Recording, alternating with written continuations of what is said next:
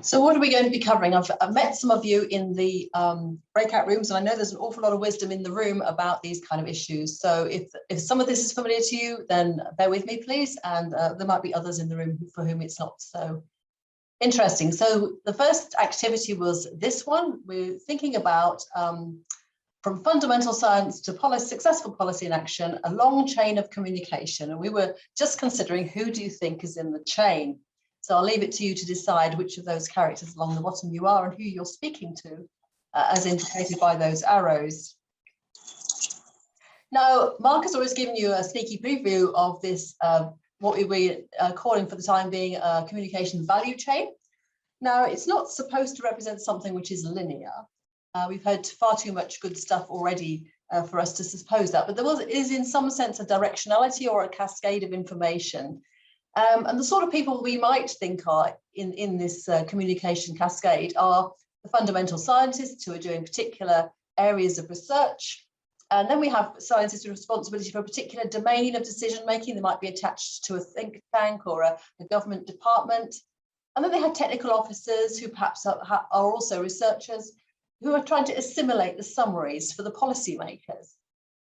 So policy designers and policy makers will receive those kind of summaries. They may or may not read the fundamental papers on which it's based. And they are designing policy for the politicians and the lawmakers who are enacting and measuring that policy. And of course, they have a whole bunch of other considerations as well. And then we have disparate communities, industries, organizations, individuals who are affected by this policy. And essentially, it's them that gets to implement it in some sense. So what are the things about fundamental science? Now, the first thing, we talked a lot about language, and I just wanted to talk about a moment about signature pedagogy. So when we're trained in a particular way of thinking, so for example, I'm a mathematician, we have certain ways of knowing. Our epistemology is defined for us. How do we know something is true? So mathematics, it's always proof, and you build your proofs on other people's proofs. For example, if you've got an isosceles triangle and you know one of the angles between the sides and the base, you know the other one because there are rules, and you can then gradually infer measurements about various aspects of that triangle. So sciences live in a world which has been influenced by its cultural and historical context and its values. Some of the difficulties we have in involving women in the hard sciences has come because excellence has been laid down when it was a wholly or mainly male pursuit. And so women seem less excellent in that sense. And when there's a lot of value judgments made about who gets promoted or who gets awarded things, then that can create a biased situation. Any study you might undertake has got a limited study scope. You can't study the entire question of what's wrong with the world. You have to cut it down in some way. And particularly if this is a data-driven project, what you believe will be reflected in your study's design. And my classic example for that one is a colleague at Warwick has done some work on what happens to your hormones when you have disturbed or little sleep. And one of the things that gets affected is your hunger and appetite. So there's a very clear causal pathway or potential causal pathway towards obesity because you are more hungry and less satisfied. However, not very many studies on obesity actually measure sleep. And so that part of the puzzle is actually missing. And that's one of the ways in which data can be missing. It could be biased. The missingness itself can be informative. For example, if you're measuring a particular treatment, say going on a diet to lose weight, the people who don't lose weight or put it back on are the less likely to come back to be weighed next time. So that's an informative missingness. And any modeling you might do will have either implicit or hopefully explicit assumptions underpinning it. So scientists with responsibility for a particular domain of policy decision-making will be responsible for summarising this technical and highly specific studies for a broader policy context. So they have to synthesise the evidence. They have to evaluate what is and what isn't relevant. And this can be a function of the quality of the communication with the originators of the studies, which studies, which disciplines, which researchers are producing evidence that's relevant. Can be something which is fraught with difficulty. It could be interpersonal problems, the the personal beliefs and understanding of the person concerned or the group concerned might be biased in favor of perhaps quant over qual or something of that nature. So who is it that they are listening to, and what's the unconscious biases? I mean, are they overconfident? Do they listen to the loud voices or the quiet voices? You know, what's available, what's being done. So very often, if you do interdisciplinary work, you find some really good stuff that's been done in a completely different domain that really speaks to your problem, and you might approach it differently, but you can really lean on those results. So then we have technical officers who are assimilating the summaries for policymakers. And so there's another round of sifting. So the interests and the preferences, even the prejudices of policymakers that they're working for will be important here if they're going to do their job in a way which is acceptable. And there might be interpersonal elements to that communication, and they probably need to add cost-benefit type analyses at this point. So the policy designers and the decision makers are concerned about, is this policy going to be feasible? Is it going to be acceptable? Is it going to make a difference in the time frame that's relevant? And that could be, how close is the next general election, for example? Is it acceptable to the key stakeholders? Who are the key stakeholders? Is it the communities? Is it big business? Who is it?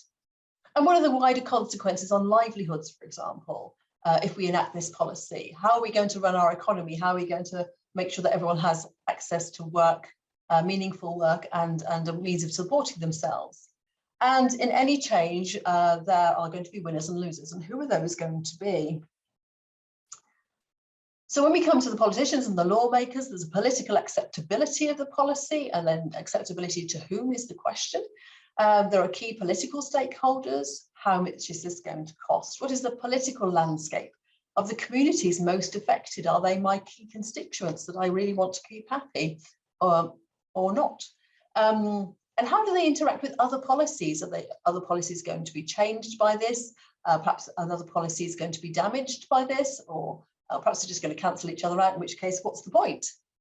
And there's incentives and disincentives they might have to, enact along with the law. If you don't do this, you will get put in prison or fined or whatever. If you do this, we'll contribute something towards your income or some other thing. And then what about compensation? We think about HS2 and the compensation that needs to be paid out for people who've had to move out to make way for the train, for example. So there are all those kind of considerations to be taken into account. And then who are the thought leaders in each sector, in each community? So very often we find in the work that I do in sort of poverty and food insecurity, there are key community influencers, if you like, who are the go-to people. If this person or this family or this group of people say, yes, this is a good idea, we will do this for our community, then you'll get a lot more take up than if you there's somebody doing it to them, as it were. What are the motivations and incentives? What's the motivation for me versus my motivation for the benefit of my community? Or what are the cultural issues and the linguistics, for example? And of course, this will depend on the political situation. It's different in a democracy than in a more top-down kind of a community.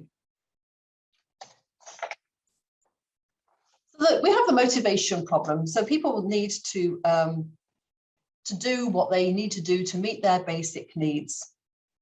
They need food and shelter and warmth before they can be concerned about creating a future, for example. And we have to realize that threats to resource are not distributed equally within society. But at the same time, human support and action is needed for change. We have to recognize people have complex motivations. And again, the deficit model, whereas, if only you understood what I understood, you would do differently, is a really poor model to have in your mind when you are actually trying to speak to people about these kinds of things. And we have to remember that scientists, policymakers, politicians are also part of communities. We all live somewhere, we all have hobbies that we enjoy and so on. So in The Guardian this week, and thank you for Belina for pointing this to me, there was a really interesting article about rewilding and why rewilding success is about people and not trees. And in that policy, in that program, they actually elucidated why it was important to talk to the different actors within that community where the trees were going to be planted and find out what it would mean for them. And there was one particular individual who had no particular time for trees, but what he really, really wanted to do, what he's passionate about, was the levelling up agenda and removing poverty in the rural areas.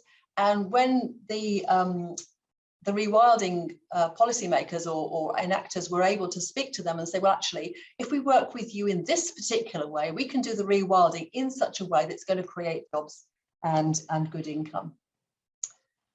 So engaging people, whether it's through citizen science, through debates, strategy, is really, really important. And